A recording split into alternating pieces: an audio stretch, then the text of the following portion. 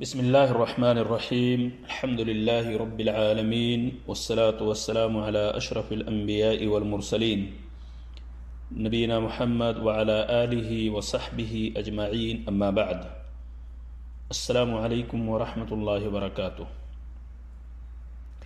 قابل احترام سامعین، ہم اور آپ جس مہینے سے گزر رہے ہیں یہ ہے محرم الحرام کا مہینہ ہے۔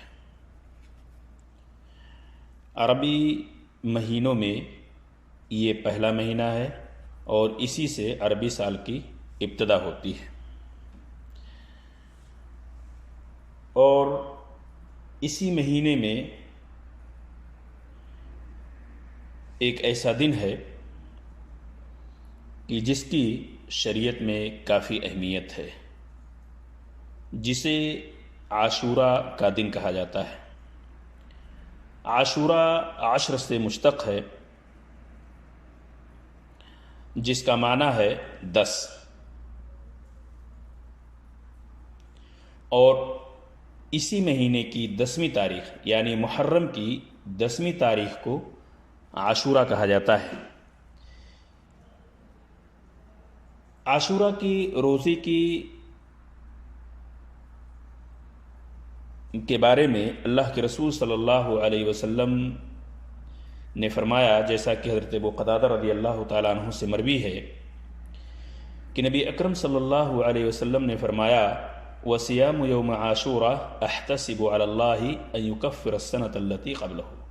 مجھے اللہ تبارک تعالیٰ سے امید ہے کہ یوم عاشوراء کا روزہ گزشتہ ایک سال کے گناہوں کا کفارہ بن جائے گا۔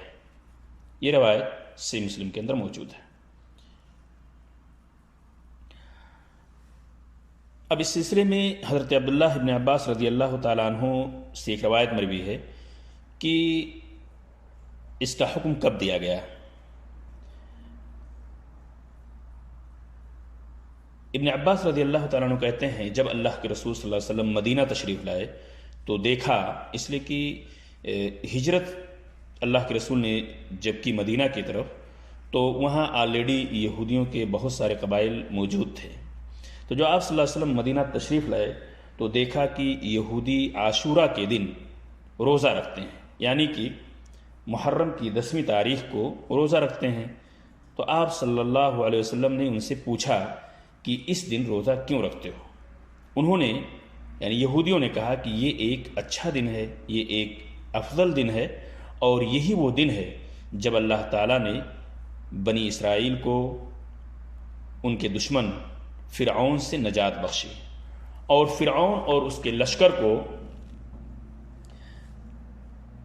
غرقاب کیا۔ تو حضرت موسیٰ علیہ السلام نے بطور شکرانہ اس دن روزہ رکھا، اور ہم بھی روزہ رکھتے ہیں۔ جب یہودیوں نے یہ بات کہی اللہ کے رسول صلی اللہ علیہ وسلم سے، تو آپ صلی اللہ علیہ وسلم نے ارشاد فرمایا، نحن احق بموسیٰ منکم، حضرت موسیٰ علیہ السلام کے شریک مسرت ہونے میں ہم تم سے زیادہ مستحق ہیں۔ چنانچہ آپ صلی اللہ علیہ وسلم نے محرم کی اس 10ویں تاریخ کو روزہ رکھا اور صحابہ کو بھی روزہ رکھنے کا حکم فرمایا۔ یہ روایت سے بخاری کے اندر اور مسلم کے اندر بھی موجود ہے۔ جب حضرت عبداللہ ابن عباس رضی اللہ تعالیٰ عنہ سے یہ بھی روایت مروی ہے کہ اللہ کے رسول صلی اللہ علیہ وسلم نے جب 10ویں محرم کو روزہ رکھا اور صحابہ کو بھی اس دن روزہ رکھنے کا حکم فرمایا، تو لوگوں نے اللہ کے رسول صلی اللہ علیہ وسلم سے عرض کیا کہ اے اللہ کے رسول صلی اللہ علیہ وسلم، اس دن کو یہود و نصارہ بڑی تعظیم اور اہمیت دیتے ہیں، بڑی عزت کی نگاہ سے دیکھتے ہیں۔ یعنی ان کی مراد یہ تھی کہ آپ تو ہمیں یہود و نصارہ کی مخالفت کا حکم دیتے ہیں، اور یوم عاشوراء کے معاملے میں تو آپ ان کی موافقت کر رہے ہیں یا موافقت ہو رہی ہے۔ تو آپ صلی اللہ علیہ وسلم نے فرمایا، فَإِذَا كَانَ الْعَامُ الْمُقْبِلُ إِن شاء اللَّهُ صُمْنَا الْيَوْمَ التَّاسِعَ، آئندہ سال اگر اللہ نے چاہا تو ہم 9ویں تاریخ کو روزہ رکھیں گے۔ ابن عباس رضی اللہ تعالیٰ عنہ فرماتے ہیں کہ اگلا سال آنے سے پہلے اللہ کے رسول صلی اللہ علیہ وسلم انتقال فرما گئے۔ یہ روایت بھی صحیح مسلم کے اندر موجود ہے۔ اب ابو قتادہ رضی اللہ تعالیٰ عنہ کی روایت جو آپ کے سامنے پیش کی گئی ہے، وصیام یوم عاشورہ احتسب علی اللہ ان یکفر السنۃ التی قبلہ، مجھے اللہ تعالیٰ سے امید ہے کہ یوم عاشورہ کا روزہ گزشتہ ایک سال کے گناہ معاف کر دے گا، یہ ہے اس کا ثواب۔ اور یہ روزہ رکھنے کا کیوں حکم دیا اللہ کے رسول صلی اللہ علیہ وسلم نے؟ ابن عباس رضی اللہ تعالیٰ عنہما کی وہ روایت پیش کر کے آپ کو بتا دیا گیا۔ اور جب صحابہ کرام نے یہ عرض کیا کہ 10ویں تاریخ کو چونکہ یہود بھی روزہ رکھتے ہیں، بڑی اہمیت اور افضلیت دیتے ہیں، تو ہماری اس میں موافقت ہو رہی ہے، تو اللہ کے رسول صلی اللہ علیہ وسلم نے یہ فرمایا تھا کہ آنے والے سال انشاءاللہ ہم 9ویں تاریخ کو بھی روزہ رکھیں گے تاکہ یہود و نصارہ کی مخالفت ہو جائے۔ معزز سامعین کرام، بعض اہل علم نے عاشورہ کے روزے کے مراتب بیان کیے ہیں، یعنی ایک دن پہلے یا ایک دن بعد میں اس کے ساتھ روزہ رکھنا، یعنی 9ویں محرم کی 9ویں تاریخ اور 10ویں کو، یا 10ویں اور 11ویں کو روزہ رکھنا، اس کا پہلا مرتبہ یہ ہے۔ دوسرا یہ کہ صرف عاشورہ یعنی محرم الحرام کی یا ماہ محرم کی 10ویں تاریخ ہی کو روزہ رکھا جائے، یہ دوسرا مرتبہ ہو گیا۔ تیسرا یہ کہ ایک دن اس سے پہلے اور ایک دن اس کے بعد روزہ رکھا جائے، یعنی مسلسل 3 دن، 9ویں کو بھی اور 10ویں محرم کی 10ویں تاریخ اور 11ویں کو بھی رکھا جائے، اور یہ طریقہ سب سے بہتر ہے۔ صرف یوم عاشورہ کا روزہ رکھنا بھی کوئی حرج کی بات نہیں ہے۔ عاشورہ کی اس روزے کی ہم سب کو چاہیے کہ اس کی اہمیت دیں اور اللہ کے رسول صلی اللہ علیہ وسلم کی سنت پر عمل کرتے ہوئے روزہ رکھیں۔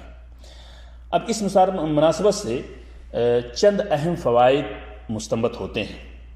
نبی کریم صلی اللہ علیہ وسلم کی اقتداء کرتے ہوئے یوم عاشورہ کا روزہ رکھنا مستحب ہے۔ یوم عاشورہ سے ایک دن پہلے یا ایک دن بعد میں روزہ رکھنا مستحب ہے تاکہ یہودیوں کی مخالفت ہو سکے، جیسا کہ اس کا حکم اللہ کے رسول صلی اللہ علیہ وسلم نے دیا اور آپ نے کرنے کا ارادہ بھی کیا۔ اس دن کی بہت عظیم فضیلت ہے اور اس کی حرمت بہت قدیم ہے۔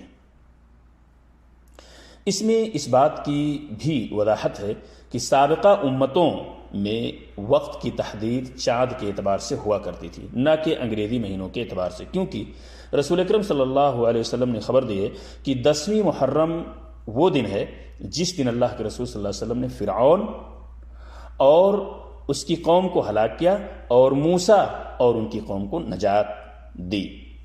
تو ہم میں سے ہر شخص کو چاہیے کہ محرم کی 9ویں 10ویں یا 10ویں 11ویں یا 9ویں 10ویں اور 11ویں تاریخ کو یا 10ویں تاریخ کو صرف اقل سے روزہ رکھیں، اور تاکہ ہم اس اجر و ثواب سے مستفید ہو سکیں، اور باقی رہے دیگر اعمال جو اس دن کیے جاتے ہیں تو وہ سب کے سب بدعات ہیں اور نبی کریم صلی اللہ علیہ وسلم کے ہدایات کے خلاف ہیں۔ اللہ تبارک تعالیٰ سے دعا کہ اللہ تعالیٰ ہم سب کو نبی اکرم صلی اللہ علیہ وسلم کی سنت پر عمل کرنے کی توفیق عطا فرمائے۔ آمین۔ السلام علیکم ورحمۃ اللہ وبرکاتہ۔